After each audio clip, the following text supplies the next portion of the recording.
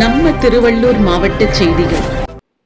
திருவள்ளூரில் தமிழக வெற்றி கழகம் சார்பில் வீரமங்கை வேலு நாச்சியார் நினைவு நாள் திருவள்ளூர் மேற்கு மாவட்ட தலைவர் ஆர் குட்டி அவர்களின் தலைமையில் மகளிர் அணி, வழக்கறிஞர் அணி, இளைஞர் அணி, ஒன்றியம், நகர நிர்வாகிகளும் 100க்கும் மேற்பட்டோர் கலந்து கொண்டு திருவுருவப்படத்திற்கு மலர் தூவி மரியாதை செலுத்தினர்.